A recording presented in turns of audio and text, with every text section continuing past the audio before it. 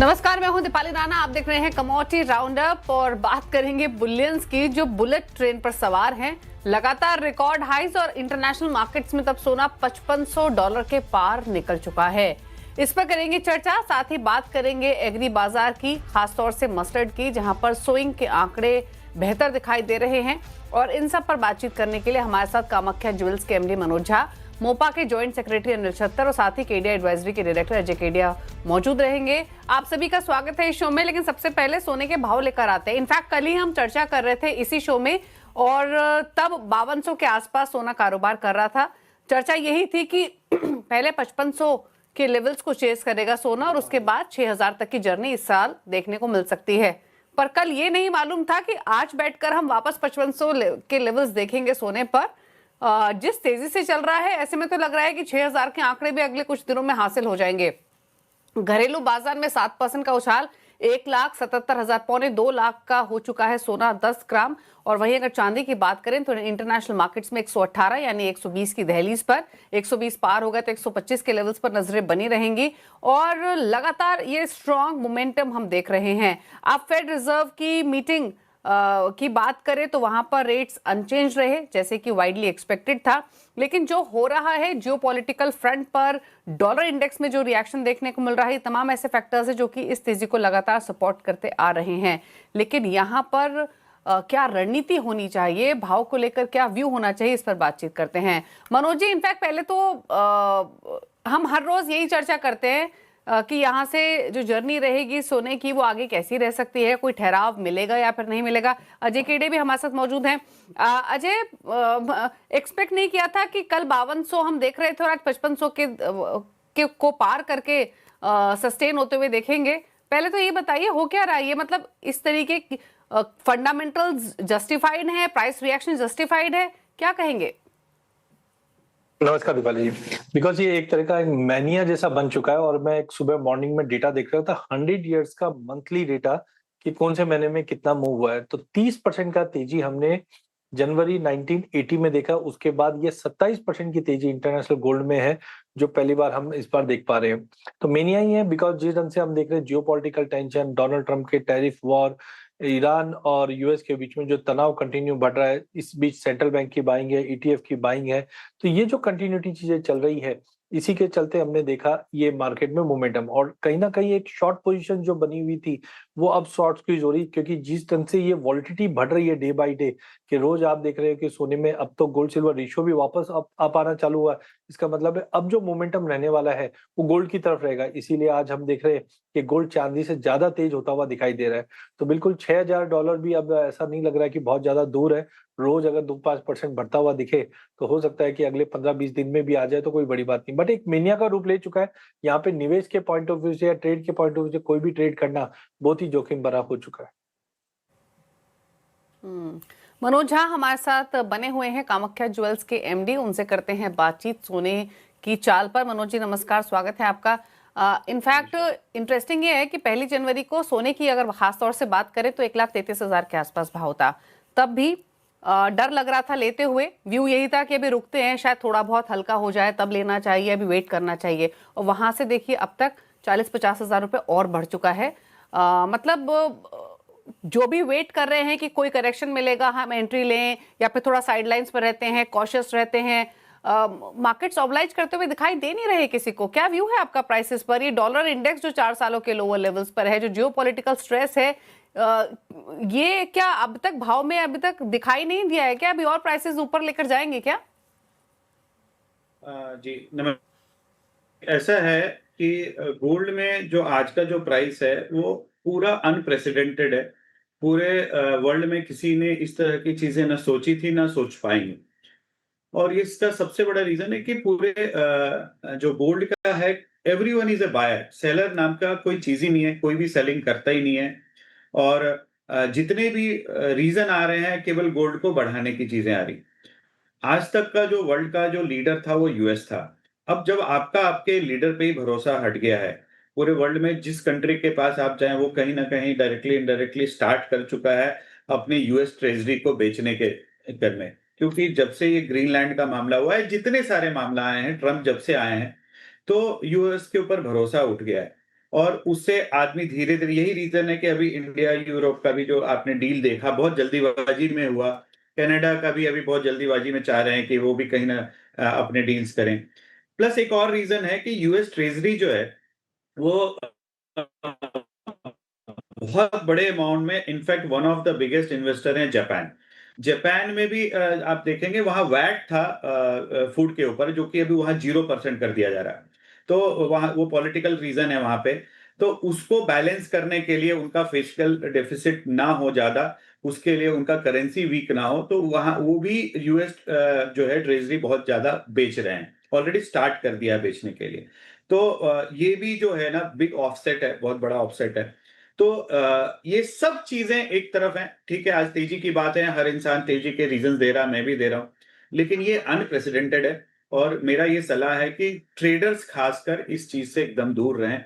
और जैसा जी अजय जी ने कहा कि 6,000 भी कोई बड़ी बात नहीं है। अगर आपको इमीडिएट बेसिस पे सोना लेना ही लेना है तो आपको ले लेना चाहिए, कि यहाँ से आपको 6,000 में $300 करीब अप्रोक्स $400 हो गया, तो कम से कम 12-15 हजार रुपए की और तेजी कभी भी दिख सकती है। लेकिन हमेशा याद रखना चाहिए कि 2008 में 12 में हमने देखा है, क्रूड भी 100 जाके वापस 30 पे आया, सिल्वर में भी हमने एक तिहाई का करेक्शन देखा है। तो ये हमेशा याद रखना चाहिए कि इस तरह के जो करेक्शंस हैं वो कभी भी एक्सपेक्टेड हैं और कभी भी हो सकते हैं। अब जो होगा, एक चीज याद रखिए, जिस तरह से तेजी हुई है तो इससे ज्यादा कभी भी मंदी हो सकती है, और पूरा आज जो ट्रम्प का सिचुएशन चेंज हो जाए, एग्जाम्पल मैं बता रहा हूं, और सब लोग वापस यूएस की तरफ बढ़ने लगे, जो कि इसके चांसेस कम दिख रहे हैं, लेकिन तब आपको बहुत बड़े बड़े फॉल भी देखने को मिल सकते हैं। और अगर वो फॉल 10%, 15% का नहीं होगा, वो फॉल होगा तो 20%, 30%, इस तरह के फॉल होंगे। और अगर 30% का अगर आपको फॉल हो गया, तो आप समझो 50-50, 60-60 हजार रुपए का फॉल हो सकता है। तो इसलिए ट्रेडर इससे एकदम दूर रहें। और लेकिन मेरी ये सलाह है कि जिसके घर में शादी है, कुछ इमीडिएट बेसिस पे सोना है, वो इस भाव में भी जरूर खरीद लें, क्योंकि यहां से 15-20 हजार और ऊपर आपको कभी भी देखने को सोना मिल सकता है। बिल्कुल। और इनफैक्ट जैसे मनोज जी आप कह भी रहे थे, कल ही शो में हम बात कर रहे थे, 5200 के आसपास तब इंटरनेशनल मार्केट्स में सोना था, और डॉइचे बैंक के 6,000 के लक्ष्य हैं वो इस साल हासिल हो सकते हैं, ये हम चर्चा कर रहे थे। तो जो भी एक्सपर्ट्स थे उनका मानना ये था कि पहले 5500 पार करेगा और उसके बाद 6,000। एक्सपेक्टेड नहीं था कि एक ही दिन के अंदर वो 5500 के लेवल्स पार हो जाएंगे। मतलब इस तरीके के मूव किसी ने एक्सपेक्ट नहीं किए थे जनवरी से लेकर अब तक। अभी जनवरी पूरे सेशंस निकले भी नहीं है और सोना 27-28% चल चुका है, 60-65% चांदी चल चुका है। मतलब इस तरीके का मूव कभी देखने को नहीं मिले मंथली बेसिस पे भी, और पिछले 1-1.5 साल की जर्नी तो क्या ही कहें। अच्छा, एक चीज और, अभी फिजिकल मार्केट में क्या हाल है इन स्तरों पर, इन भाव को लेकर क्या इंपैक्ट वॉल्यूम्स पर, फुटफॉल्स पर देखने को मिल रहा है? और दूसरी तरफ अगर हम इन्वेस्टमेंट पॉइंट ऑफ व्यू की बात करें तो क्या सलाह आपकी तरफ से रहेगी? क्या करें इन्वेस्टर्स? फिलहाल ईटीएफ्स खरीद रहे हैं, सेंट्रल बैंकर्स खरीद रहे हैं, रिटेल क्या करे?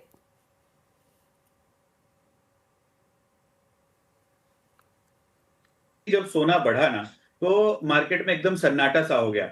और मेरी कुछ बुलियन डीलर से बात हो रही, तो बोले हमारा तो 20% सेल रह गया, 30% रह गया। लेकिन जब किसी किसी दिन आपको ऐसा भी देखने को मिला, जैसे कल की बात बता रहा हूँ, कल से मैंने 12 रिटेलर से बात की, उनके इतना भीड़ जिसका जवाब नहीं। क्योंकि अब लोगों को भी लगने लगा है कि ये फोमो जैसा हो गया कि मैं पीछे रह गया, गोल्ड तो डबल हो गया। लोग इंतजार 90,000 से और 1 लाख से स्टार्ट किए थे, अभी 1,85,000 रुपया हो गया। तो रिटेल में भी अब ग्राहकी वापस आ रही है, नो डाउट। वॉल्यूम कम है, जहां 100 ग्राम की सेल थी वहां क्या कहते हैं 20 ग्राम, 25 ग्राम, 50 ग्राम की सेल हो गई है, बहुत कम हो गई है। लेकिन फुटफॉल कम नहीं हो रहे हैं, वो फुटफॉल वापस अब चढ़ रहे हैं, बीच में बहुत गैप हो गया था। तो और मैं को बहुत सारे लोग पूछते हैं, इवन ज्वेलर्स पूरे इंडिया से फोन करें कि क्या होगा, गोल्ड अब कौन खरीदेगा, ज्वेलरी। मेरा ये कहना है, लोगों का विश्वास बहुत बड़ा है पिछले 2 साल में, जो गोल्ड जिस भाव से रिटर्न दिया है। बस गोल्ड एक बार स्टेबल हो जाए, जिस दिन गोल्ड स्टेबल हो जाएगा, आपका गोल्ड में लोगों का इतना भरोसा बड़ा है कि गोल्ड की मेरे ख्याल से और भी जो बिजनेस अच्छी हो जाएगी। लेकिन अब इन्वेस्टर की बात करेंगे तो डेफिनेटली जो प्योर इन्वेस्टर है उनको थोड़ा रुकना चाहिए। मुझे ऐसा लगता है कि करेक्शन आएगा, जब तेजी होती है तो सब तेजी की बातें करते हैं, 6,000 कोई बड़ी बात नहीं है जैसा इन्होंने बताया। लेकिन मैं आज भी मुझे ऐसा लगता है कि गोल्ड में एक शार्प करेक्शन आएगा। वो कब आएगा वो कहना बहुत मुश्किल है, लेकिन आएगा जरूर, क्योंकि कोई भी चीज वन साइडेड नहीं चलती है। तो इन्वेस्टर डेफिनेटली रुके, लेकिन मेरी बार बार ये कहना होगा कि अगला 2-3 महीना में अगर किसी को सोना खरीदना है, ज्वेलरी खरीदना है हर हालत में, कोई भी रीजन से, वो आज ही खरीद लें, क्योंकि उनको और भी ऊपर 2 लाख का भाव बहुत जल्दी देखने को मिल सकता है। तीसरी बात आप सॉरी क्या पूछा आपने? हेलो। रिटेल इन्वेस्टर्स क्या करें, निवेशकों को क्या करना है? हाँ, ये निवेशक ज्वेलरी 100% खरीदें। रिटेल इन्वेस्टर रुक सकते हैं, डेफिनेटली रुक सकते हैं। जिनको ज्वेलरी खरीदना है वो खरीदें, और आपको बहुत इनोवेशन दिखेगा ज्वेलरी में। अभी लेटेस्ट पिछले 4-5 महीने में बहुत ज्यादा है। लाइट वेट तो हम पिछले 3-4 साल से बोल रहे हैं, लेकिन अब एक्स्ट्रा लाइट वेट की ज्वेलरी आ गई है। जो 100 ग्राम में बनता था चीजें, वो आज 20 ग्राम 25 ग्राम में बनने लगी है। टेक्नोलॉजी ने इतना आगे बनाया है, तो आप ज्वेलरी डेफिनेटली खरीदें और इनोवेशन हो। और इससे बढ़िया कोई इंडस्ट्री नहीं रही आज के दिन में। सोने में लोगों का भरोसा बहुत बड़ा है, और सबसे बड़े पूरे इंडिया, मुझे लगता है सोने की चिड़िया बोली जाती थी इतने सालों में, अभी सही में सोने की चिड़िया हो गई। पूरे इंडिया में इतना ज्यादा सोने में इन्वेस्टमेंट था, आज देखो हर घर का इकोनॉमिक सुधर गया है जिन्होंने सोने में इन्वेस्टमेंट किया था। तो लोग इन्वेस्टमेंट के लिए आज थोड़ा रुक सकते हैं, लेकिन ज्वेलरी आज भी खरीदें। और आगे भी मुझे गोल्ड नियर फ्यूचर में कम से कम यहाँ से 20 से 25 हजार रुपए और देखने को। एक बात नहीं भूलना चाहिए कि लोग अगर ये सोचते हैं कि आज 1,85,000 हो जाए फिर गोल्ड नीचे हो जाएगा और कभी बढ़ेगा नहीं। गोल्ड अब इस ऑर्बिट में आ गया है, 1.5 लाख प्लस के ऑर्बिट में। अगर गोल्ड आपको 20% 30% कभी धोखे से नीचे भी चला जाए ना, तो नीचे टिकेगा नहीं। पूरी दुनिया इतने खरीदने के जाएंगे कि वो सोना वापस चढ़ेगा। तो आज जिस भाव में आप खरीद रहे हैं, आपको आगे भी इस भाव में देखने को मिलेगा ही, अगर प्रॉफिट बुकिंग होगी तो भी। बिल्कुल। इनफैक्ट यही बात सबसे इंपॉर्टेंट है जो मनोज जी ने कही कि अगर यहाँ से 2 लाख प्लस के लेवल्स तो डेफिनेटली देखने को मिल सकते हैं, लेकिन यहाँ से अगर करेक्शन आया भी तो तब भी घबराने की जरूरत नहीं है, क्योंकि सोने की ऑर्बिट डेफिनेटली अब चेंज हो चुकी है। सस्ता सोना तो अब आपको आगे भी नहीं मिलने वाला है, नीचे शायद टिकेगा नहीं, अगर गिरेगा भी। ओवरऑल अगर सम अप करना चाहें तो यही बात निकली कि स्ट्रक्चरली बुलियंस बुलिश दिखाई दे रहे हैं, लेकिन ये फेज है डिसिप्लिन का, हेजिंग का, कैलिब्रेटेड एक्सपोजर का। आपको ब्लाइंडली मोमेंटम बाय नहीं करना है। शुक्रिया मनोज जी आने के लिए शो में और अपने व्यूज देने के लिए, थैंक यू सो मच। और आगे बढ़ेंगे और अब बात करेंगे मस्टर्ड सोइंग की, और इसी पर बातचीत करने के लिए अनिल छत्तर हमारे साथ मौजूद हैं, joint secretary mustard oil producers association यानी मोपा के। और अगर आंकड़े हम देखें मस्टर्ड सोइंग के, तो करीब 3.5% के आसपास जो तिलहन की बुआई है वो बढ़कर आती हुई दिखाई दे रही है। किस तरीके के आंकड़े निकल कर आए हैं इसको समझते हैं। अनिल जी नमस्कार, स्वागत है आपका। तो पहले तो समझना चाहेंगे कि कितने एरिया में सोइंग हुई है, पिछले साल के मुकाबले कितना ज्यादा ये आंकड़ा दिखाई दे रहा है, कैसे है नंबर्स? 93.58 लाख हेक्टेयर में लास्ट ईयर सोइंग हुई थी। इस साल 97.03 में हुई है। टोटल ऑयल सीड का एरिया 3.45 बढ़ा है, इसमें मस्टर्ड का एरिया 2.79 बढ़ा है। लास्ट ईयर से एरिया मोटा मोटी 3% ज्यादा है। क्रॉप अभी आने के लिए खड़ी है, फसल में अभी 15 दिन की देरी है।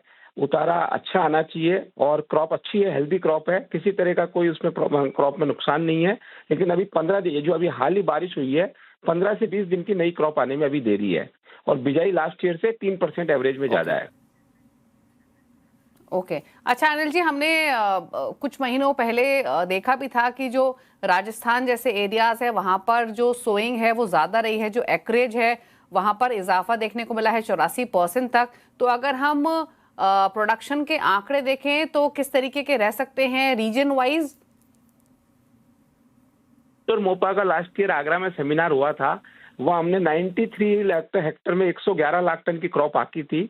वो क्रॉप इस साल बराबर बैठी, मतलब पूरे साल की हम एसएनडी देखे हैं सप्लाई और डिमांड की, और जिस हिसाब से सरसों तेल की डिमांड रही, और अभी इन दिनों में 10 से 12 रुपए किलो विदेशी तेल तेज हो गया, तो सरसों तेल में भी अभी 5-6 रुपए किलो की तेजी आई है।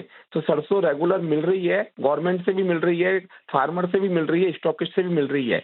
1 महीना अभी बाकी है नई सरसों आने में, 15 दिन से 1 महीना बाकी है। लेकिन क्रॉप का साइज जो आपने पूछा है वो लास्ट ईयर से ज्यादा है, कम नहीं होगा। चाहे इसका नंबर अपन 115 से प्लस समझे, लेकिन नंबर ज्यादा ही रहेगा लास्ट ईयर से। ओके चलिए, शुक्रिया आपका अनिल जी बातचीत करने के लिए और बताने के लिए किस तरीके के आंकड़े दिखाई दे रहे हैं। तो सोइंग में 3-3.5% का इजाफा देखने को मिल रहा है पिछले साल के मुकाबले, और अगले 15-20 दिनों में फसल आना शुरू हो जाएगी। अजय केडिया हमारे साथ बने हुए हैं। अजय, ट्रेडिंग स्ट्रैटेजीज ही ले लेते हैं, क्योंकि सोने चांदी पर तो बातचीत हुई और यहाँ पर तो मोमेंटम रुकने का नाम नहीं ले रहा है, जैसे आपने भी मेंशन किया और पहले भी आपने लगातार कहा है। अगर सोने चांदी को छोड़ दे, बाकी की ट्रेडिंग स्ट्रैटेजीज बनानी हो तो क्या रिकमेंडेशंस रहेंगी? दीपाली, मुझे लगता है यस, सोने चांदी में थोड़ा वेट एंड वॉच ही करिए, क्योंकि 6-6% की तेजी सोने और चांदी में आना स्टार्ट हो गई तो बहुत डिफिकल्ट है। पहली कमोडिटी मुझे लगती है कच्चा तेल। जिस ढंग से ईरान को लेकर कंसर्न बढ़ रहे हैं, मुझे लगता है कच्चे तेल में भी एक बड़ी तेजी दिखाई दे रही है। ब्रेंट 70 के करीब है, यहाँ से मुझे लगता है एक बड़ा मोमेंटम रहेगा। तो करंट लेवल से 5900 पे लेके चलिए, 5750 का स्टॉप लॉस लगाइए। 6400 तक के भी टारगेट देखने मिल सकते हैं एक हफ्ते भर का अगर व्यू लेते हैं। सिमिलरली नेचुरल गैस की अगर हम बात करें तो वहां पे भी पोलर वॉर्टेक्स के चलते सीवियर विंटर है। ये विंटर 5 फरवरी तक रहेगी, जिसके चलते ये तेजी जारी है। यहाँ पे 350 पे लीजिए, 335 का स्टॉप लॉस लगाइए, 380 तक का टारगेट रहेगा। वहीं इससे बड़ी रैली जो बन रही है वो बेस मेटल पैक के अंदर बन रही है, क्योंकि चांदी को जो रिप्लेस कर सकता है वो है कॉपर। और कॉपर में आज भी हम 6.5% की तेजी देख रहे हैं, 1400 का लेवल पार कर चुका है। तो कॉपर फेब वायदे के अंदर आप 1400 में लेके चलिए, 1370 का स्टॉप लॉस लगाइए। ऊपर में मुझे लगता है 1480 तक के भी लेवल मिलेंगे। जिस ढंग से मोमेंटम बना हुआ है कॉपर में भी अब ये रिफ्लेक्शन आएगा। लास्ट अगर हम बात करें जिंक, तो जिंक के अंदर भी हम 341 पे लेके चलेंगे, 337 के स्टॉप लॉस से 348 तक का टारगेट रहेगा। तो कुल मिला के जो सोने चांदी का मोमेंटम है अब बेस मेटल में दिखाई देगा, जहां पे कॉपर, जिंक, एल्यूमिनियम तीनों काउंटर में मुझे लगता है कि कंटिन्यू रहेगी तेजी। ओके, चलिए, शुक्रिया अजय आने के लिए शो में और अपने व्यूज स्ट्रैटेजीज देने के लिए। रुक रहे हैं इसी के साथ एक ब्रेक के लिए। ब्रेक के उस पहले कराएंगे बॉन्ड स्ट्रीट। जल्द वापस आते हैं छोटे से ब्रेक के बाद। आप देख रहे हैं बॉन्ड स्ट्रीट और बात करेंगे इस हफ्ते जारी होने वाले बॉन्ड्स की। और पहले बात करेंगे बजाज फाइनेंस की, जिसके बॉन्ड का साइज रहेगा 5120 करोड़। मैच्योरिटी 2036 में एक्सपेक्टेड है और जो यील्ड रहेगी वो 7.65% की रहेगी। रेटिंग की बात करें तो क्रिसिल ने AAA की रेटिंग इस बॉन्ड को दी है। आगे बढ़ेंगे, बात करेंगे अगली कंपनी की और ये है चोलामंडलम फाइनेंस। और यहाँ पर जो साइज है बॉन्ड का वो रहेगा 1000 करोड़ का। मैच्योरिटी अगेन 2028 में होगी। जो यील्ड रहेगी वो 7.85% के आसपास रहेगी। और यहाँ रेटिंग इकरा की है, जो कि AA पॉजिटिव है इकरा की तरफ से। अगली कंपनी है 361 प्राइम और यहाँ जो बॉन्ड का साइज रहेगा वो 750 करोड़ रहेगा। मैच्योरिटी 2028 में, यील्ड रहेगी 8.8% की और यहाँ भी जो रेटिंग है वो इकरा की तरफ से AA की रहेगी। आमन फाइनेंशियल अगली कंपनी होगी। यहाँ बॉन्ड का साइज रहेगा 125 करोड़ का। मैच्योरिटी 2028 में, यील्ड 11.35% और जो रेटिंग रहेगी वो एक्यूट A नेगेटिव की रेटिंग है। आगे बढ़ेंगे और कैप्री ग्लोबल कैपिटल ये कंपनी है और इसके बॉन्ड की बात करेंगे, जिसका साइज है 100 करोड़ का। मैच्योरिटी है 2028 में, यील्ड 9% के आसपास की और जो रेटिंग है वो IVR AA पॉजिटिव है और एक्यूट AA स्टेबल रेटिंग आप यहाँ पर इस बॉन्ड को मिली है। अगली कंपनी मानबा फाइनेंस, यहाँ जो बॉन्ड का साइज है वो 50 करोड़ का। मैच्योरिटी 2028 में, यील्ड 10.65% की और जो रेटिंग है वो केयर रेटिंग्स की तरफ से BBB पॉजिटिव रेटिंग रहेगी। मिडलैंड माइक्रोफिन ये एक कंपनी है जिसके बॉन्ड का साइज 50 करोड़ का है। मैच्योरिटी 2027 में, यील्ड रहेगी 12.15% और rating acute A negative rating इस बॉन्ड की है। और वहीं लाइट माइक्रो फाइनेंस अगली कंपनी होगी जिसके बॉन्ड का साइज है 40 करोड़ का। मैच्योरिटी 2028 में, यील्ड 12.95% के आसपास की रहेगी। रेटिंग रहेगी क्रिसिल की तरफ से, जो कि BBB पॉजिटिव यानी स्टेबल रेटिंग यहाँ रहेगी। तो ये है तमाम डिटेल्स इस हफ्ते जारी होने वाले बॉन्ड्स की। मैच्योरिटी क्या यील्ड रहेगी वो तमाम डिटेल्स आपके सामने। और इसी के साथ बॉन्ड स्ट्रीट में तो इतना ही। रुक रहे हैं इसी के साथ एक ब्रेक के लिए। ब्रेक के बाद भी खबरें जारी हैं CNBC आवाज पर। नमस्कार।